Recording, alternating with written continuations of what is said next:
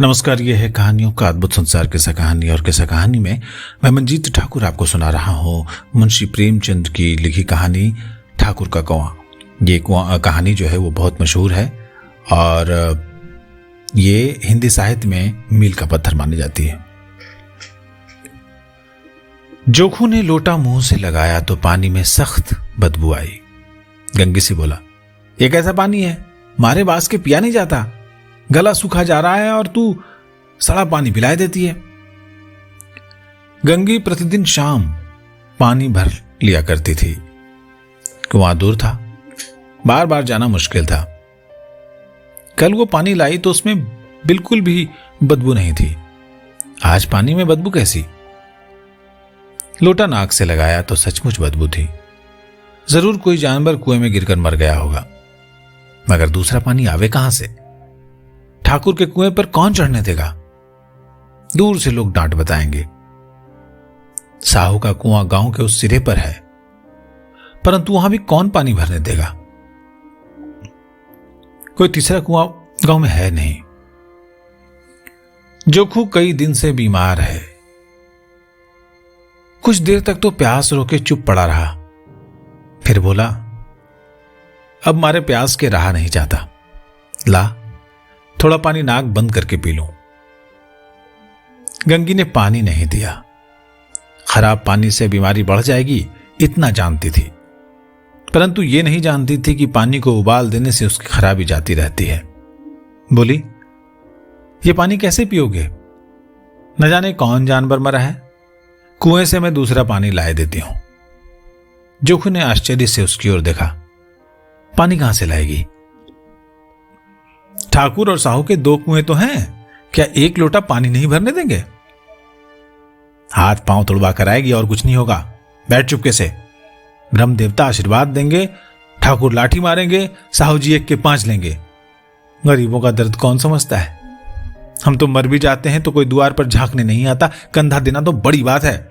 ऐसे लोग कुएं से पानी भरने देंगे?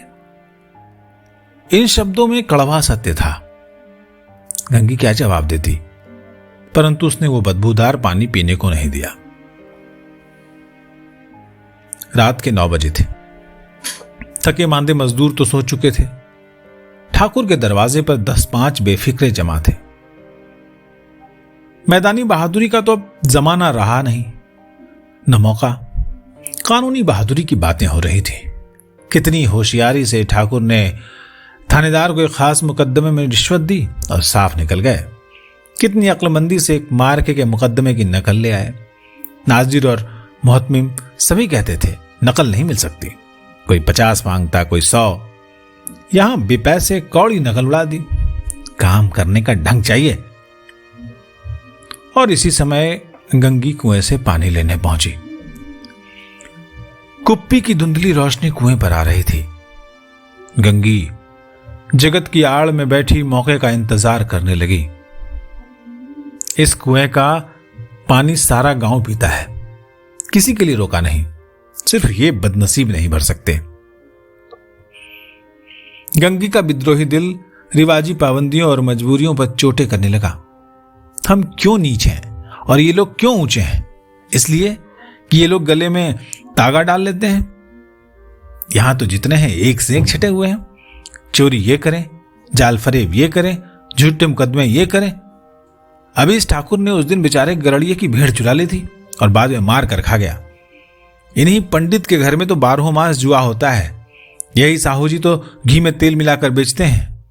काम करा लेते हैं, मजूरी देते वक्त नानी मरती है। किस किस बात में हमसे ऊंचे हैं? हम गली गली चिल्लाते नहीं हैं कि हम ऊंचे हैं, हम ऊंचे हैं। कभी गांव में आ जाती हूं तो रस भरी आंख से देखने लगते हैं, जैसे सबकी छाती पर सांप लौटने लगता है। परंतु घमंड ये कि हम ऊंचे हैं। कुएं पर किसी के आने की आहट हुई। गंगी की छाती धक धक करने लगी।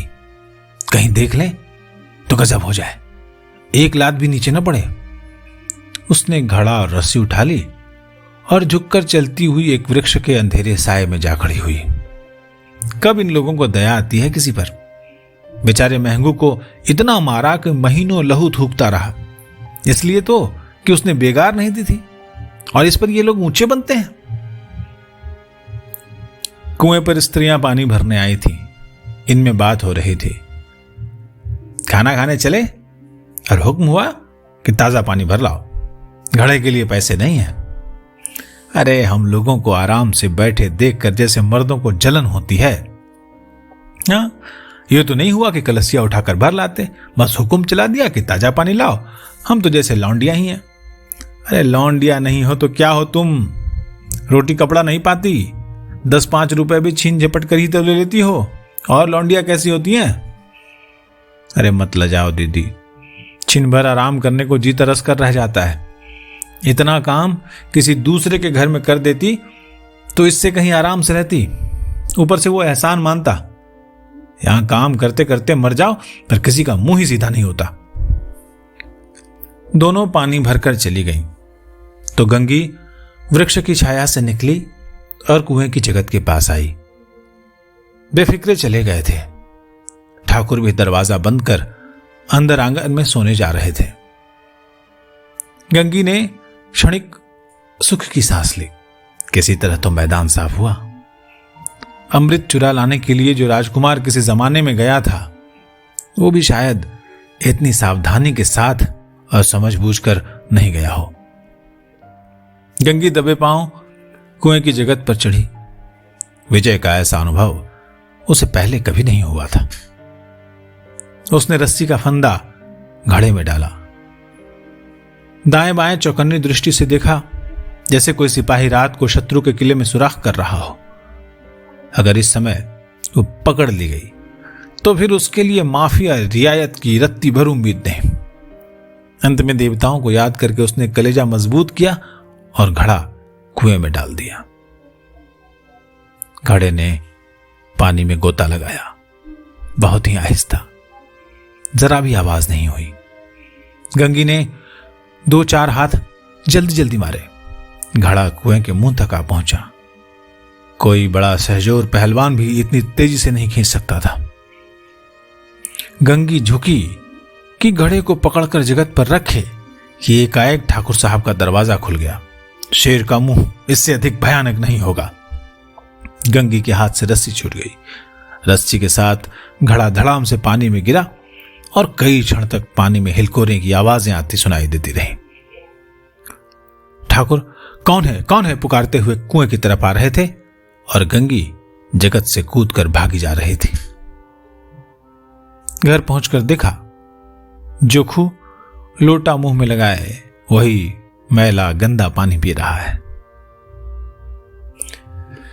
तो ये थी प्रेमचंद की कहानी ठाकुर का कुआं, जो उस समाज पर, उस जमाने के समाज पर, जिसका एक हिस्सा अभी भी हमारे हिंदुस्तान में कहीं ना कहीं चल ही रहा है, जातिवाद का।